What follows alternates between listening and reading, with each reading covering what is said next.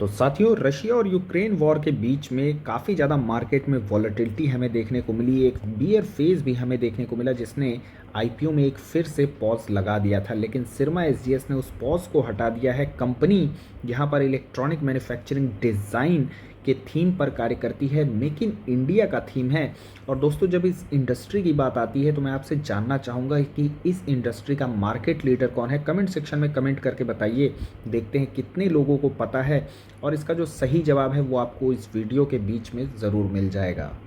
लेकिन आईपीओ को रिव्यू करने से पहले I would like to request you all, please subscribe our channel with the bell icon. IPO से रिलेटेड, स्टॉक मार्केट से रिलेटेड और म्यूचुअल फंड से रिलेटेड ऐसी बेहतरीन और शानदार वीडियो को सबसे पहले एक्सेस करने के लिए। कंपनी की अगर हम डिटेलिंग के बारे में जाएं तो 270 प्लस इनके पास कस्टमर हैं। 19 प्लस कंट्रीज़ में इनके जो प्रोडक्ट्स हैं वो एक्सपोर्ट किए जाते हैं। सप्लायर्स 1380 प्लस हैं और यहाँ पे इनके पास 11 मैन्युफैक्चरिंग फैसिलिटीज़ है और 3 R&D ग्लोबल इनके पास सेंटर्स अवेलेबल हैं। कंपनी के प्रोडक्ट पोर्टफोलियो की बात करें तो उसमें आपको पीसीबी असेंबलीज मिलेंगी, प्रिंटेड सर्किट बोर्ड्स जिसे हम बोलते हैं। इसके अलावा प्रोडक्ट डिज़ाइनिंग का कार्य करते हैं, रिपेयर एंड रिवर्क का भी कार्य करते हैं, एंड मोस्ट इम्पॉर्टेंटली यहाँ पे हम बात करेंगे RFID सॉल्यूशंस। तो सिरमा एसजीएस जो है वो हमारे देश की पहली कंपनी है जो इस फील्ड पर कार्य करती है। दोस्तों, इस फील्ड में मैंने भी काम किया हुआ है। और दोस्तों, हकीकत यही है कि अगर हम ग्लोबली बात करें तो डेवलप कंट्रीज़ में ऐसी कंपनियों की भरमार है, लेकिन हमारे देश में जो है तो ऐसी कंपनियां उस समय पर बिल्कुल भी नहीं थी। और सिरमा की अगर हम बात करें तो ये एक ऐसी पहली कंपनी है जो इस सेगमेंट पर कार्य कर रही है। इसके अलावा company automotive, consumer, health care, railway और आईटी जैसी इंडस्ट्रीज़ को भी कैटर करती है। Company was incorporated on August 23, 2004। तो जब कंपनी इनकॉर्पोरेट हुई थी तो वो सिरमा इनकॉर्पोरेट हुई थी, और बाद में इन्होंने एसजीएस टेक्निक्स का एक्विजिशन किया इन सितंबर 2021, और उसके बाद में कंपनी सिरमा एसजीएस टेक्नोलॉजीज़ के नाम से जानी गई। कंपनी की अगर हम प्रोडक्ट डिटेलिंग्स की बात करें तो high precision coils for hard disk बनाते हैं, सेट टॉप बॉक्स बनाते हैं, GSM antenna, LTE antenna, modules for 5G technology, इसकी भी अंडरटेकिंग इन्होंने ले रखी है। इसके अलावा अगर ऑटोमोटिव सेगमेंट की हम बात करें तो सेंसर्स बनाते हैं, टोल मैनेजमेंट सिस्टम और व्हीकल ट्रैकिंग सिस्टम को भी ये यहाँ पे मैन्युफैक्चर करते हैं। अदर देन दैट यहाँ पे आपको ईवी सेगमेंट में भी कंपनी कार्य करती हुई देखने को मिलेगी। इसके अलावा इंडक्शन कुकटॉप वगैरह तो हो ही गए, इलेक्ट्रॉनिक इन्वर्टर्स हो गए, controller units of air conditioner, तो यहाँ पे भी कंपनी कार्य करती है। Other than that x-ray machines वगैरह के जो पीसीबीज होते हैं उसकी भी मैन्युफैक्चरिंग के लिए कंपनी कार्य करती है। अगर कंपनी के यहाँ पे मैन्युफैक्चरिंग यूनिट्स की बात करें तो 11 स्ट्रेटेजिक यहाँ पे मैन्युफैक्चरिंग फैसिलिटीज़ हैं जो आपको हिमाचल प्रदेश, हरियाणा, उत्तर प्रदेश में देखने को मिलेंगी। स्पेशली अगर हम साउथ इंडिया की बात करें तो तमिलनाडु में इनका जो मैन्युफैक्चरिंग यूनिट है वो स्पेशल इकोनॉमिक जोन में आता है, जहाँ पे इनको टैक्स बेनिफिट वगैरह भी मिलते हैं। इनके अगर कस्टमर्स की बात करें तो कुछ बड़े नाम आपको देखने को मिलेंगे, like TVS, boss, eureka, HUL. EMS industry की अगर हम बात करें इंडिया में तो कुछ ग्लोबल कंपनीज़ भी हैं, कुछ लार्ज इंडियन कंपनीज़ भी हैं और कुछ mid and small Indian companies हैं लाइक एवलॉन टेक्नोलॉजीज़। लेकिन अगर हम लार्ज इंडियन कंपनीज़ की बात करें जो कि इसके पीयर कॉम्पिटिटर हो जाते हैं तो उसमें आता है डिक्सन टेक्नोलॉजी, आई होप कि इसका नाम आप लोगों ने सुना होगा, अंबर इंटरप्राइजेज़, और यहाँ पे सिरमा एसजीएस टेक्नोलॉजीज़। चलिए बात करते हैं इनके सेल्स की। तो 2020 में 397 करोड़ की सेल्स थी, जिसमें से रेस्ट ऑफ द वर्ल्ड से ये 332 करोड़ की सेल्स किए थे। उसके बाद 2021 की बात करें तो 438 करोड़ की सेल थी, लेकिन रेस्ट ऑफ द वर्ल्ड ये 306 करोड़ की ही थी। इंडिया में ये जो कंट्रीब्यूशन था सेल्स का इनका, वो यहाँ पे बढ़ता हुआ आपको देखने को मिलेगा। 2022 की बात करें तो 646 करोड़ रुपए का सेल्स था। अगेन इंडिया में इनकी जो सेल्स है वो डबल हो गई। रेस्ट ऑफ द वर्ल्ड में हमें थोड़ा सा ही इंक्रीमेंट देखने को मिला है, ऑलमोस्ट 10 to 15%। इसके अलावा अगर हम एबिटा की बात करें तो आप देखेंगे 69 करोड़ के एबिटा 2020 में थे। 21 की बात करें 52 करोड़ के थे, 2022 की बात करें 64 करोड़ के हैं।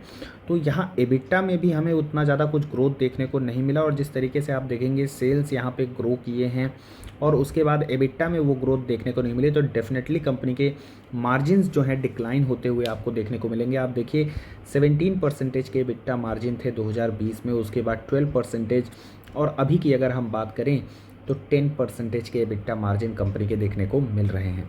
अगर आपके पास डिक्सन या फिर अंबर का शेयर है, कमेंट सेक्शन में कमेंट करके बताइए कि दोनों कंपनी के एबिटा मार्जिन कैसे हैं, और उससे आपको एक आइडिया भी लग जाएगा, पीयर टू पीयर कंपैरिजन भी हो जाएगा कि कंपनी इंडस्ट्री में किस कंपनी के मार्जिन कितने बेहतर हैं। इसके अलावा प्रॉफिट फॉर द पीरियड की अगर हम बात करें, आप देखेंगे 43 करोड़ रुपए के प्रॉफिट हैं, 28 करोड़ रुपए के 2021 में है और 30 करोड़ रुपीज़ के प्रॉफिट यहाँ पे 2022 में है। तो प्रॉफिटेबिलिटी में भी वो ग्रोथ हमें नज़र नहीं आ रही है। ऑल्दो यहाँ पे सेम सिनारियो आपको डिक्सन में भी देखने को मिलेगा। पिछले कुछ क्वार्टर की हम बात करें, इनफैक्ट मार्जिन्स की भी अगर हम बात करें डिक्सन के, तो वो 4% हमें देखने को मिलते हैं। ऑल्दो डिक्सन एक कॉन्ट्रैक्ट मैन्युफैक्चरिंग कंपनी है, लेकिन यहाँ पे अगर सिरमा की जो हम बात कर रहे हैं, ये प्योर यहाँ पे हमें ईएमएस सेगमेंट में डिज़ाइन मैन्युफैक्चरिंग कंपनी के रूप में देखने को मिल रही है। इसके अलावा आरओई की अगर हम बात करें, 55% का आरओई था, काफ़ी हाई आरओई यहाँ पे 2020 में था। तो यहाँ पर एक हायर बेस बनता हुआ हमें देखने को मिला है, तो वहाँ से एक गिरावट जो है तो डेफिनेटली एक्सपेक्टेड है, लेकिन इतनी ज़्यादा गिरावट एक्सपेक्टेड नहीं होती है। 55% से आप आते हैं 7.83% पे। तो कंपनी की सेल्स अच्छी है। कंपनी के यहाँ पे इंडस्ट्री, जिस इंडस्ट्री में कार्य कर रही है, वहाँ गवर्नमेंट का एक अच्छा इनिशिएटिव है, गवर्नमेंट का सपोर्ट है, पीएलआई स्कीम का बेनिफिट है, स्पेशल इकोनॉमिक जोन का एडवांटेज है, लेकिन प्रॉफिटेबिलिटी वहाँ पे उतनी अच्छी अभी यहाँ पे इस कंपनी की देखने को नहीं मिली है।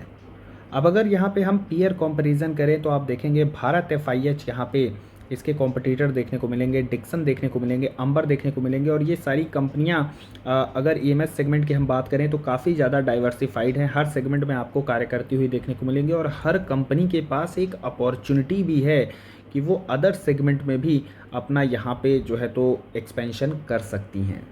रेवेन्यू वाइज अगर हम बात करें, भारत एफआईएच जो है तो सबसे बड़ी कंपनी है ईएमएस सेगमेंट में, और इसका भी आईपीओ आपको जल्द आता हुआ देखने को मिल सकता है। Other than that, by the revenue यहाँ पे आप देखेंगे डिक्सन टेक्नोलॉजी दूसरे नंबर की कंपनी है, और यहाँ पर अगर हम बात करें अंबर इंटरप्राइजेस जो है वो तीसरे नंबर की कंपनी आपको देखने को मिलेगी। सिरमा एसजीएस का यहाँ पे अगर हम रेवेन्यू के हिसाब से बात करें तो कंपनी थोड़ी सी छोटी है। मार्जिन के हिसाब से अगर बात किया जाए तो सिरमा के मार्जिन आप देखेंगे यहाँ पे काफ़ी बेहतर आपको देखने को मिलेंगे। डिक्सन के, भारत के उतने अच्छे मार्जिन नहीं है, क्योंकि दोनों ही कंपनियां जो है तो कॉन्ट्रैक्ट मैन्युफैक्चरिंग कंपनियां हैं, और वहाँ मार्जिन का स्पेस बहुत ही कम होता है। उसके अलावा भी अगर आप देखेंगे तो डिक्सन का मार्जिन फिर भी यहाँ पे भारत से काफ़ी अच्छे देखने को मिलेंगे। अंबर इंटरप्राइजेस के मार्जिन की बात करें 7% के आसपास आपको देखने को मिलते हैं, तो उस हिसाब से यहाँ पे कंपनी के मार्जिन काफ़ी अच्छे हैं।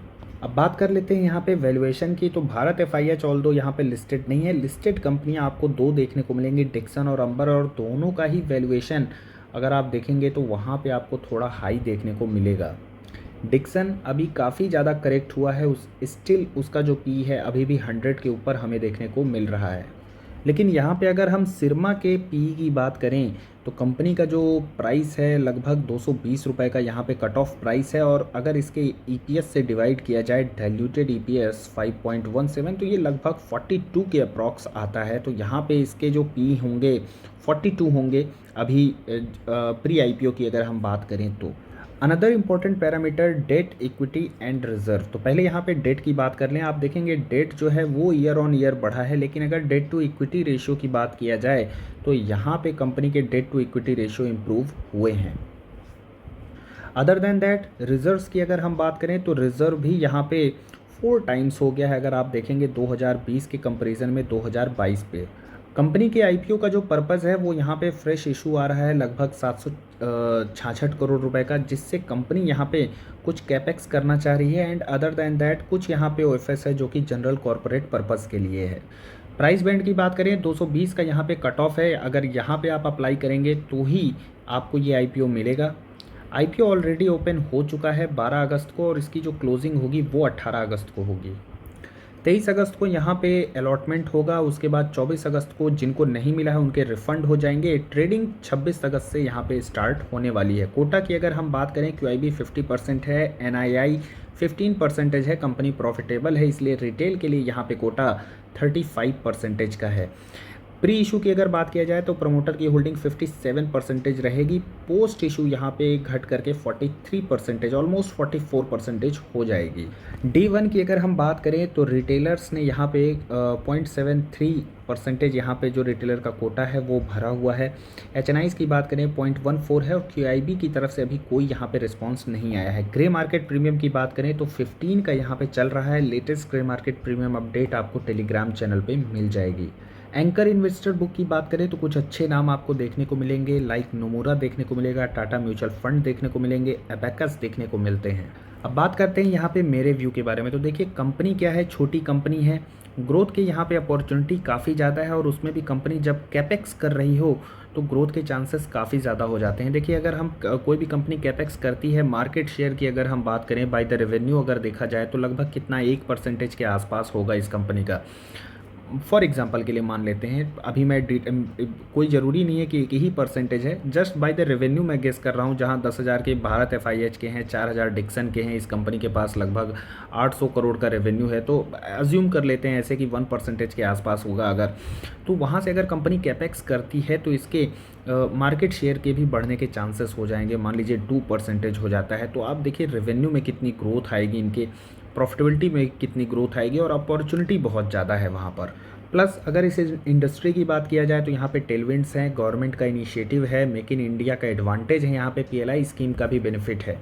तो इस IPO में एक लिस्टिंग गेन के लिए जाया जा सकता है, लेकिन इसमें मेरे ख्याल से आपको एक बार दूसरे दिन तक HNI की डिमांड देख लेनी चाहिए, ग्रे मार्केट प्रीमियम देख लेने चाहिए, क्या वहाँ पे HNI कॉस्ट निकल के आ रही है, और उसके बाद जो है तो फाइनल डे में आपको यहाँ पे डिसाइड कर लेना चाहिए।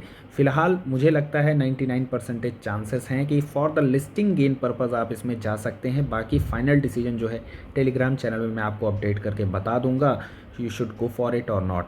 अदर देन दैट मुझे यहाँ पे डिक्सन ज़्यादा बेटर लगता है फॉर द लॉन्ग टर्म, और अंबर एंटरप्राइजेज भी फंडामेंटली काफ़ी साउंड लगता है। तो दोस्तों आज की वीडियो में बस इतना ही। कंटेंट कैसा लगा आपको, अच्छा लगा हो तो वीडियो को एक लाइक करें and do not forget to subscribe our channel. Thanks for watching the video.